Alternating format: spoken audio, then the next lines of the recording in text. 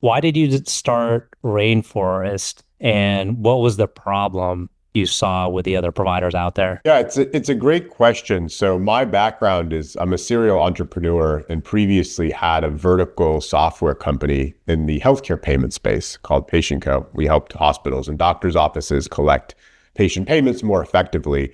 And one of the challenges we had over the decade plus building that company was with payments infrastructure. And back in those days, we had to build it all ourselves because this was pre-Stripe, this was pre-Square, this was pre all the companies that exist today. So we had to build it. Fast forward a few years after that, I was running a consulting firm helping other software companies in all different verticals figure out their payment strategy and solution. And time again, running RFP processes and helping with those selection processes, we kept finding that we couldn't get vendors that were going to be good across three dimensions. Those dimensions are product and technology. We want to make sure that it's modern. We want great support, and we want good economics and commercial terms. And what I found is you can get one of those. You can go with a scaled incumbent and get cheap processing, but no service and no tech. You could go with someone like a Stripe that is going to be better on the technology side, but really a self-service model as opposed to white glove service, and certainly not great on the pricing side or commercial terms. And so that was really the genesis of Rainforest, is we wanted to create a company that would balance all three of those things: product and tech, service, support, and the economics and commercials. One of the challenges in payments is how do you manage risk?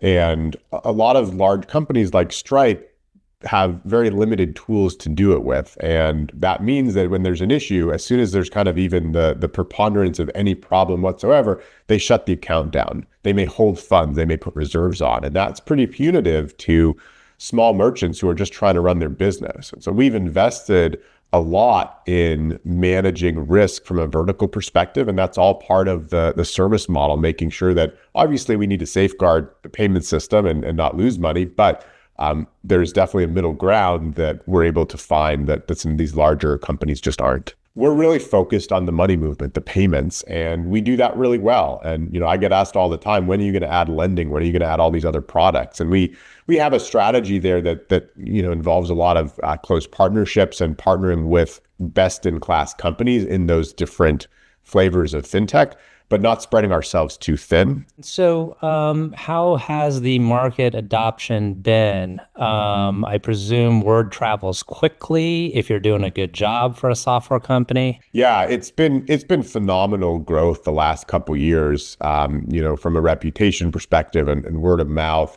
What we hear most frequently is platforms are really sick and tired of suffering with bad service from other payment companies. That's the number one buying reason for Rainforest, is they're paying another payments company a lot of money and they're just not getting the service. And in other industries, you vote with your feet and you move. And historically, Stripe has really dominated this vertical SaaS market. And so there haven't been other alternatives. And, we hear words like Rainforest is a breath of fresh air.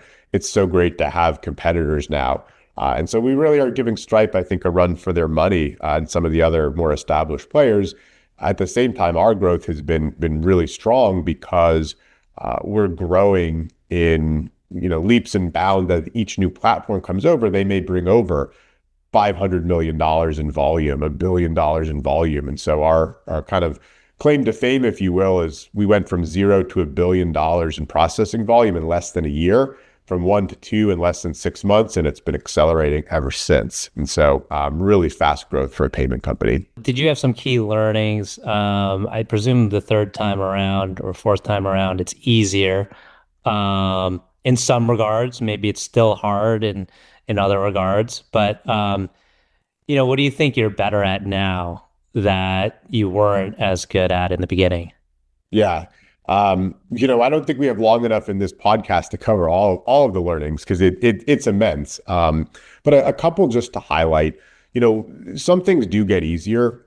For example, knowledge of the industry and having good contacts there is a whole lot easier. Hiring in some regards is easier, but finding great people is always hard. And I've talked to founders who are less than 10 people, who are at a couple hundred, and those who scale to thousands. And everybody says the same thing. The hardest part of any business is always talent, because if you find the right people, everything else works itself out. So talent is always really challenging.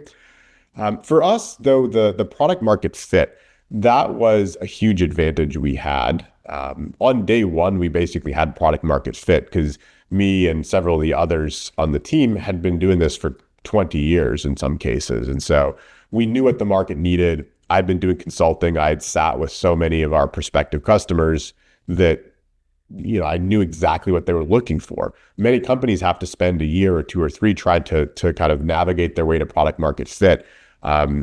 We spent about a year building the platform, but if you look at day one versus today, what we set out to build is almost identical. It was really a question here of how fast we could build it, not what we needed to build. And that's a huge advantage that most first-time founders just won't have. What's one thing that you think most founders miss, or maybe like first time or second time founders, they miss when they're kind of in the process, in the heat of building their companies?